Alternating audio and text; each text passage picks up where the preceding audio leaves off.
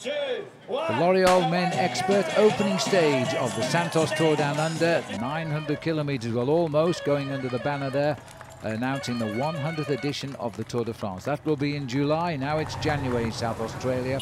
The riders leaving Prospect out onto the open highway. 135 kilometres it was, Paul, to Lobethal, and as we've always come to expect, attacks from the gun.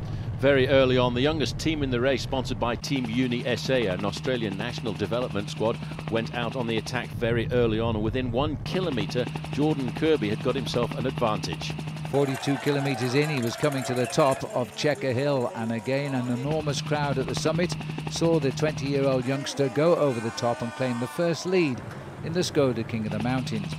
At one stage he was 7 minutes ahead of the field, but now it was all changed. The field were closing in and the gap was down to a little more than 3. He was given a fair amount of advantage, but it was the teams of the sprinters at the front end of the main field that got themselves extremely organised to try and reel in the young Australian. Heading up towards Charleston, a town they'd passed through on 3 occasions for the Jayco sprints, the field were now limiting their losses and were just over a minute behind, while Jordan Kirby was going up front to win the 3-second time bonus and the Jayco sprints. The man who started the reaction from the field, none other than Jens Voigt. The field brought him back, and that resulted in a great sprint for a 2-second time bonus for the second place. We were expecting the sprinters to come to the front, but over there on the left-hand side, Orica Green Edge's defending champion Simon Gerrans popped out of the pack to get himself a 2-second time bonus. Then it was down to Lobethal. First time passes through and 50 kilometres left to race. The gap here just on 2 minutes and 11 seconds. They were allowing Kirby, the young leader, the under-23 champion of Australia, having won the title just over a week ago, was still clear. But they came to Charleston again, 92 kilometres covered, and this time although Kirby was getting the 3 seconds, what a sprint it was for second place. The man coming up fast on the left-hand side there, challenging the Spanish champion Rojas, was Thomas de Gent. He finished on the podium in the Giro d'Italia last year after winning one of the biggest stages. Everybody catching on to the fact that the Santos Tour Down Under, even though it's 6 days, is often won by no time splits at all, as was the case last year. Into the town of Woodside and onto the back wheel of Kirby came Jerome Pinault, a Frenchman on a Belgian team. With the hill up front, he went straight by Kirby and now was trying to win the race for himself. In fact, he built up an advantage of 1 minute and 15 seconds, but the main field was completely controlled by the teams of the sprinters. Orica Green Edge were keen to stay at the front, so too were Lotto Belisol, and never very far away, Argos Shimano in the white jerseys. Now they were heading into Charleston for the last time, and it would be 118.5 kilometres covered, and Philippe Gilbert, the world champion, sprinted clear of the field. Surely he couldn't catch Jerome Pinault with the finish just up the road, but catch him he did and took the 3-second time bonus at the Jayco sprint right on the line. But as that was done, it was pretty much all back together. The main field started to get themselves organised for the final charge into the finishing town and lined themselves up for a very fast sprint.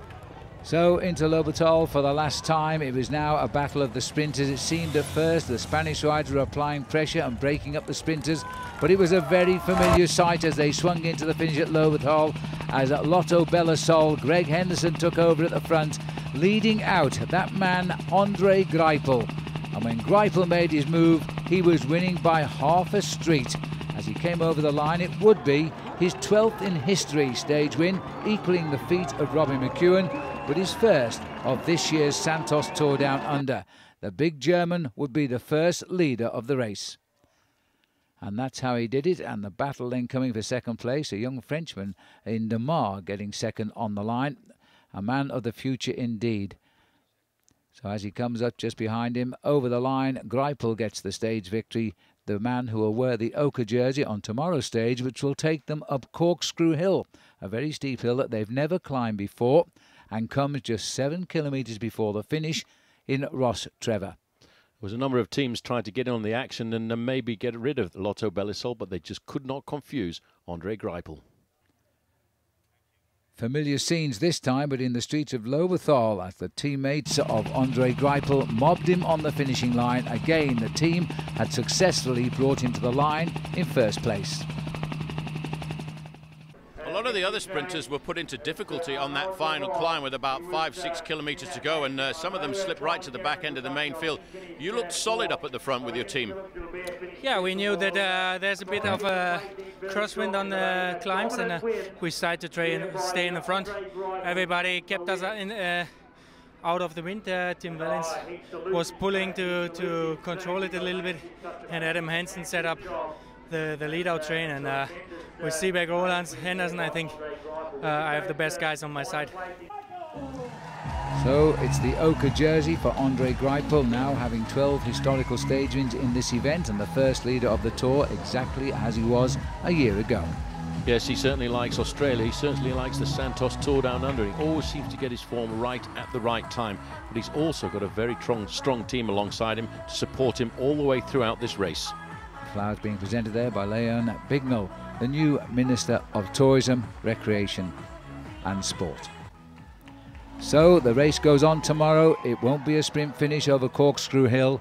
Will this man be in ochre then? Goodbye.